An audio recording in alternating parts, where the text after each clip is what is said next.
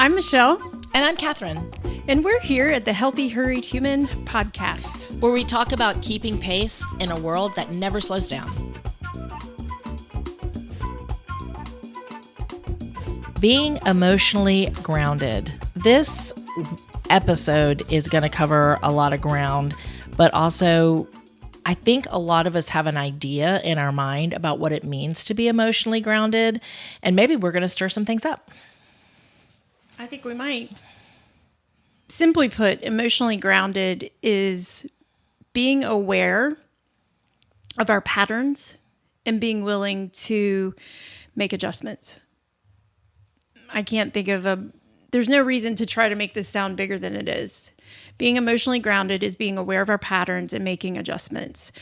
It really, to oversimplify it, is, we could say, emotional regulation. Mm-hmm. Learning to practice and demonstrate emotional regulation. Mm-hmm. I think that this one to me is not a far stretch for me to understand why this is important. Right. But go ahead and let's just discuss why this one is almost always in one of the top ones we lead with when we are presenting this. So being emotionally grounded, also demonstrating that we know how to regulate our emotions. This is important because this is kind of the way I like to, it's running in the background 100% of the time. Maybe not when we're sleeping, but when we're awake, emotional grounded is running in the background all the time because we are constantly assessing if we are significant and if we're safe. That's what even if we're not conscious of it, we walk in to a room of people and we're assessing, where am I going to be significant? Where am I going to feel safe? And if we aren't tuned into that, then we don't respond. We don't give ourselves the time to respond. We react because we're not being conscious of the fact that you're always assessing where you're at. And when you're assessing and when we are emotionally grounded and when we have learned to regulate our emotions, that's what you give yourself the breadth, the space to then make responses versus reacting. I think when you and I were discussing this, you made a comment that we're also assessing other people mm-hmm. and their emotional state. And the easiest illustration that comes to my mind is, as most women do, when we are leaving a place and walking through a parking lot. And it's like we are aware, not just of the cars, but we're aware of what car is parked next to us. And we go into assessment mode. Right. And it's very easy at that point for it to be in our conscious because we have been taught that this is a vulnerable spot. That's right. Transitioning, getting into a car, unloading our groceries. And so when you first described this to me, that was the analogy that I had. And when I layer that on and I think about work conferences I've gone to or walking into a boardroom, and you're assessing the tension that's there or the emotion that's running, or it truly is something that you're consciously or unconsciously all running. The time. Yes. And so what you're saying is it kind of boils down to, am I safe or significant? And I was thinking about another one that we've done, purpose driven. What is my role here?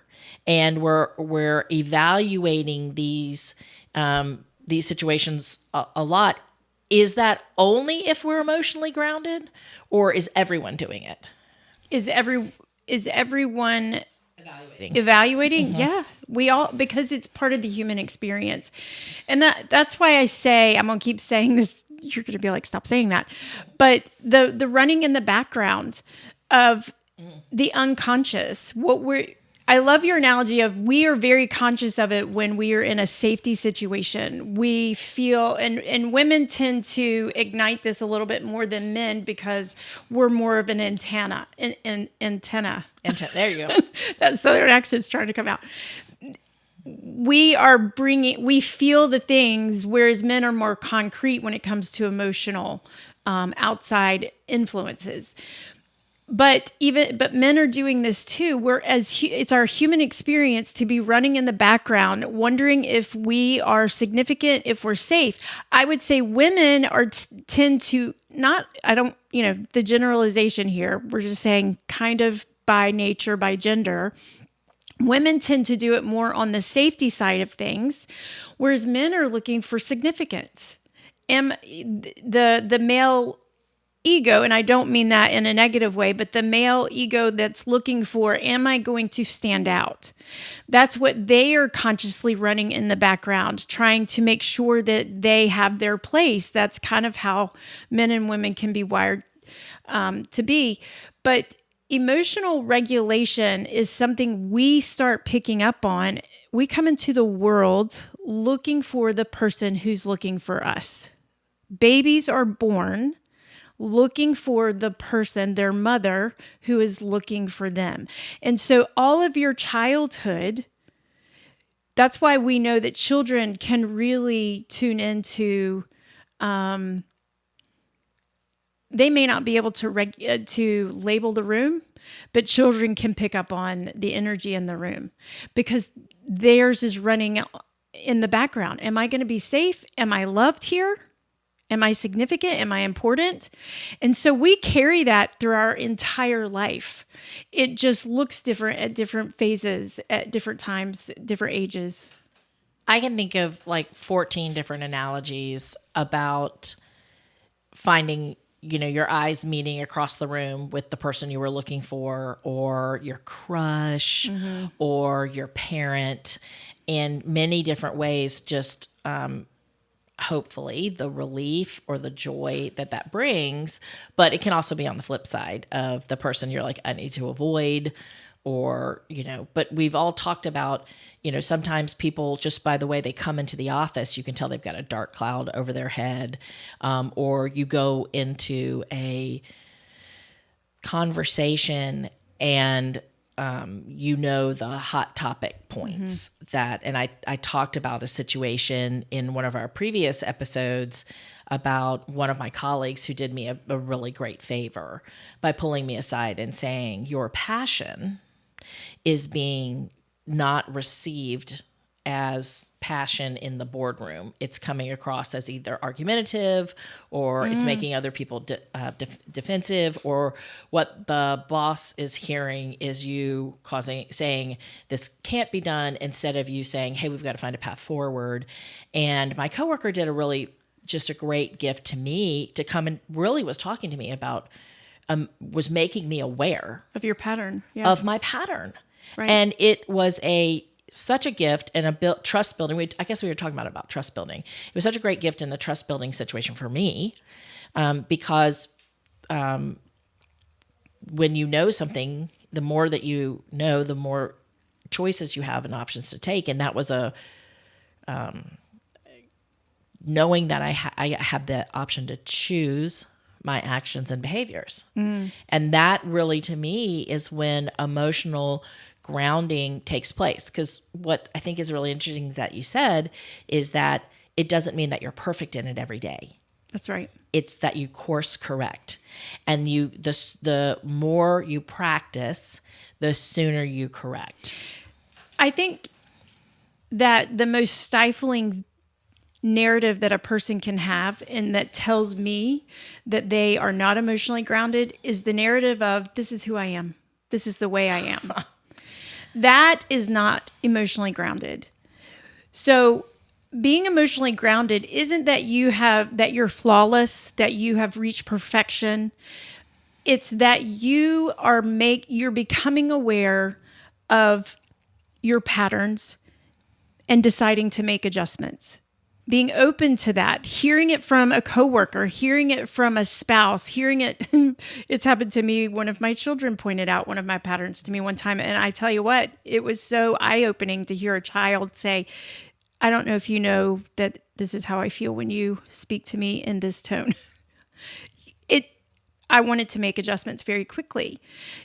But we can't, if you notice yourself saying, well, that's who I am, that's how I am, or that's a you problem. not saying there's not a place and time for that, but you understand what I'm saying, that if that's our narrative, you're not emotionally grounded. You're living in defense mode. You're living in I want to hide mode from who I am. And you probably live in a bit of a narcissistic mode because you want everybody around you to make adjustments, but not you. So let's talk about subjectivity about this. Like, some people may say, this is just who I am. And I know that in a workplace, sometimes people just are that way. You know what's going to set them off. You know how to push their buttons, or you know that they're really sensitive to certain things. I mean, we all do it. And some of it is just allowances. Like, I think that's what makes us colorful. Or Right. some people feel more comfortable with the emotion of anger than they do with the emotion of sadness, and they'll react a certain way. But when is it subjective, the emotional behavior? For me, the filter or the grid that I judge that on is it reaction or is it response? So even with response, we could say response can also be coping mechanisms. And so we can say, even though someone responds this way, they're not reactive. This is how they respond to certain stimulation. But is it a coping mechanism? We're going to get into that, I think, in a couple of episodes about coping mechanisms, that kind of stuff. But really, it's the filter of, are you reacting or are you responding? So if someone's go-to emotion is anger because sadness is too uncomfortable for them, are they doing that in response? Because we can have anger. Anger isn't always a negative emotion. But if we do it in a way that is destructive, we are destructive to people, places, things, that's a reaction. A response, a person who's emotionally grounded takes their anger and crafts a response to it and says, we're going to address this. This upsets me. And it may be to the listener, it's not really that you're angry. It's really that you're sad or you're fearful.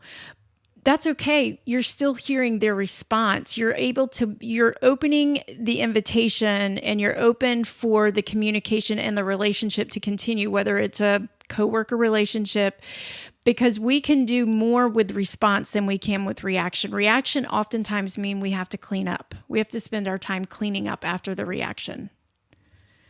So I think filtering it through, I love that you pointed that out, that this could be subjective to people.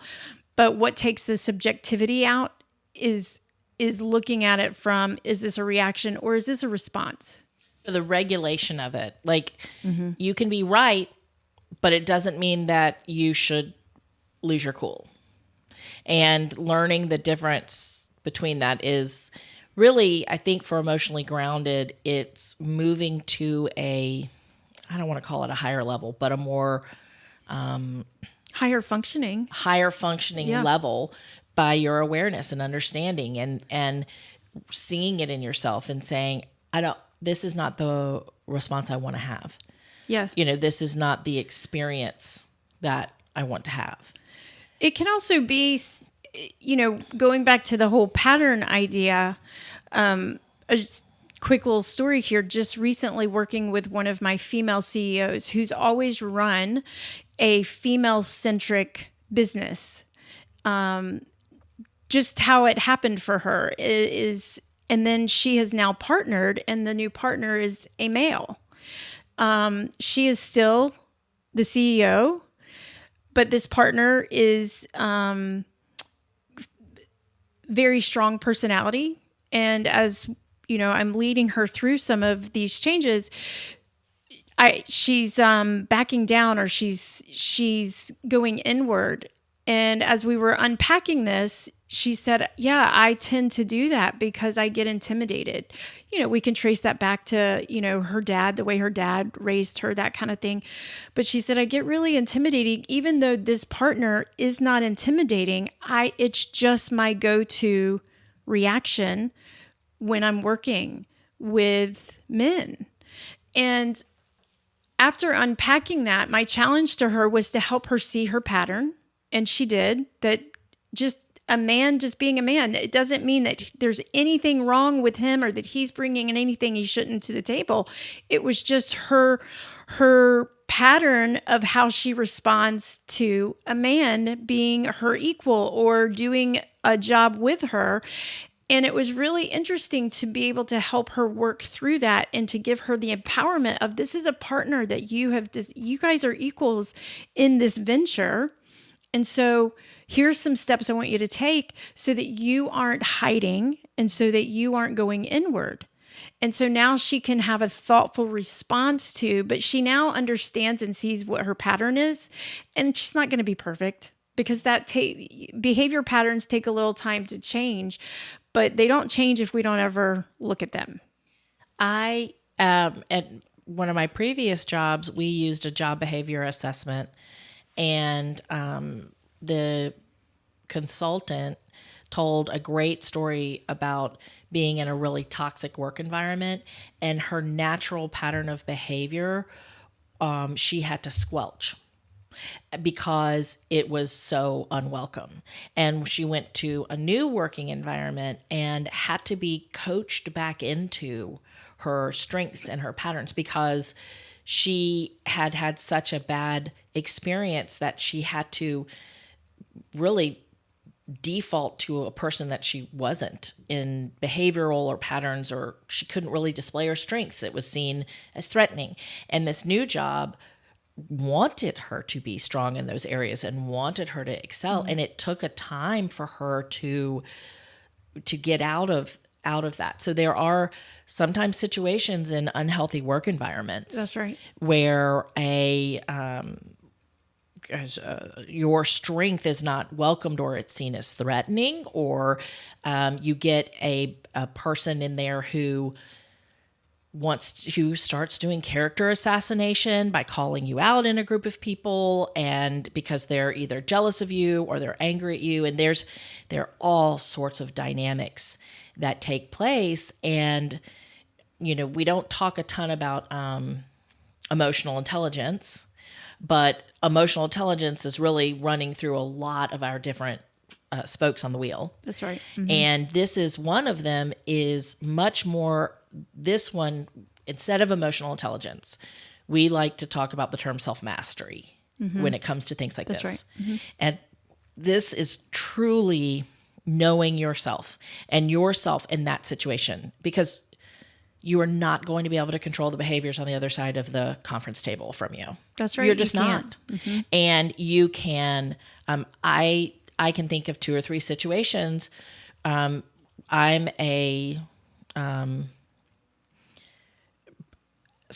have a lot of opinions, and I don't mind sharing them, and I'm very curious, and so I'll ask questions. And I was brought in to be with all of the heads of the company because we were adopting another initiative to try to get us all working on the same page. And I was going to be the one that was going to have to go train the rest of the company. So I am the low man on the totem pole, and in a room where I'm the only female with 14 men, and 14 men that outrank me. And I was trying to hone in by asking a question very specifically and very targeted about what one of the men had said, because I needed to understand how his answer was accepted, because it didn't line up with what we were told. And boy, he took it personally. And I was shocked by his reaction, because he reacted to me, not to the question. And I was really shocked by it. But like, the bigger perspective is that man had never, ever spoken to me like that before.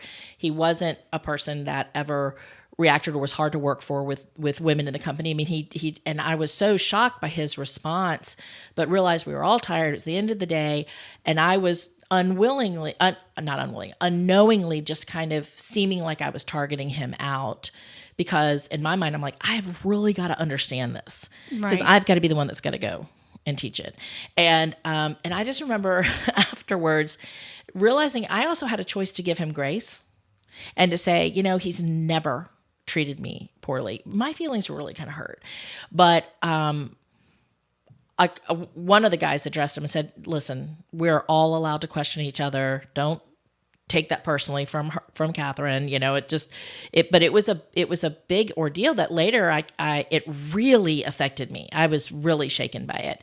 And I was sitting at this boardroom going, don't get emotional, don't react, right. just be like, oh, what's wrong with that guy? And so, and trying not to talk about it afterwards, right? Because for the good of the community, it was kind of a one-off situation. But I realized, reflecting on myself, was like,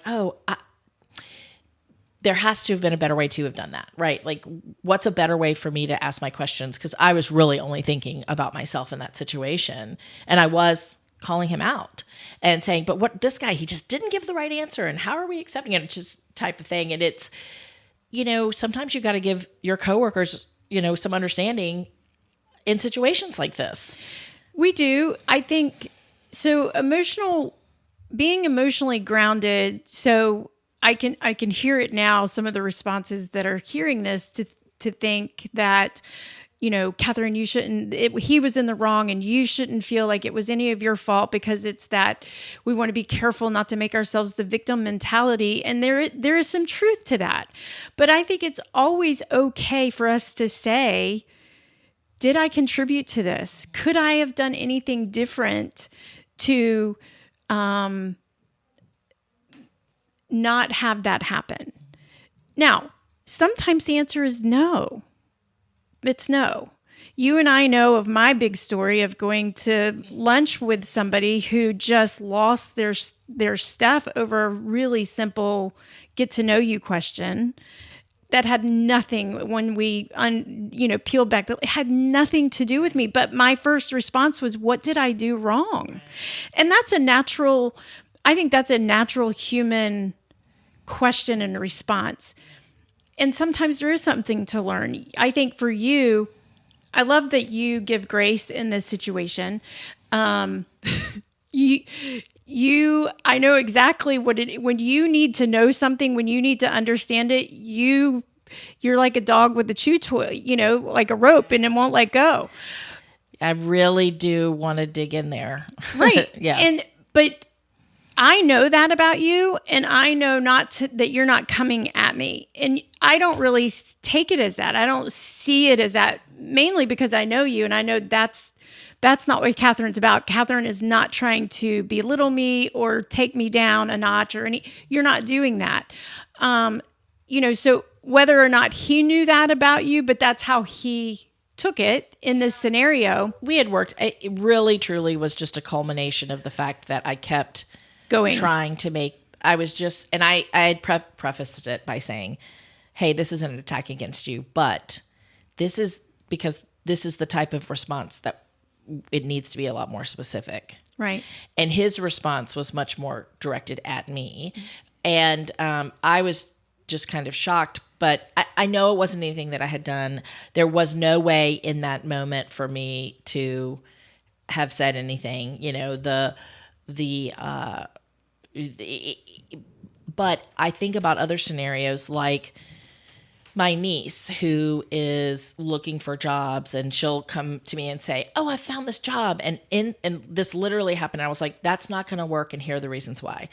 And I finally I realized before I said that I know how I think and how I operate about things like that. And I said, okay, let me preface this. And that was not the right response I should have given, because I just said, listen, how about I point out some obstacles I see? You clear the obstacles, take the job.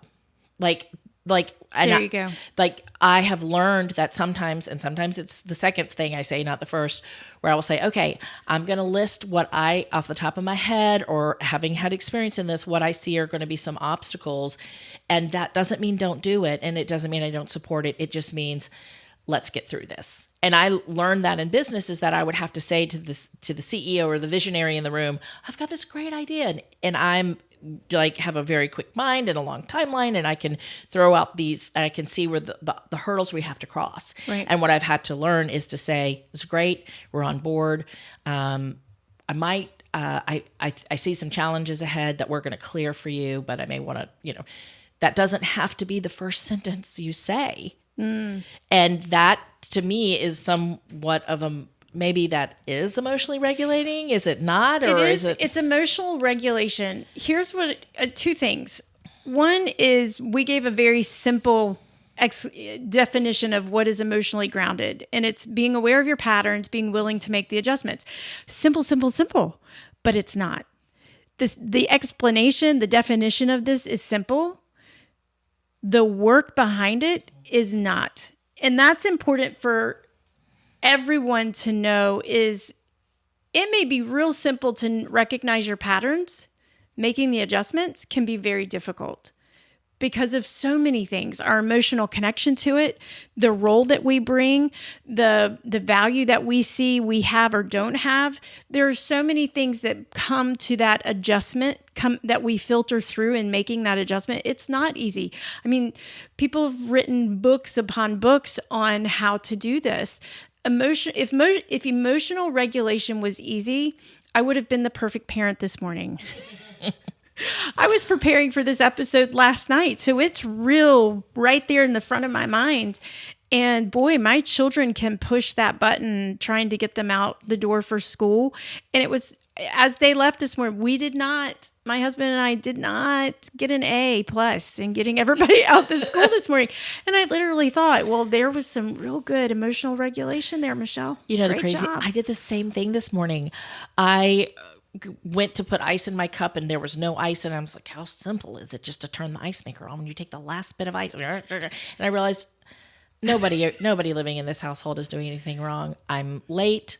I'm thinking through what I need to bring to today. I don't have everything together. Mm-hmm. And I was like, oh, I could regulate my emotions. I mean, it was right. It's like it's like the Sound of Music. We need what's her name to like come and sing to us to remind us. I'm like, I wish a bell would go off, or the way you're training.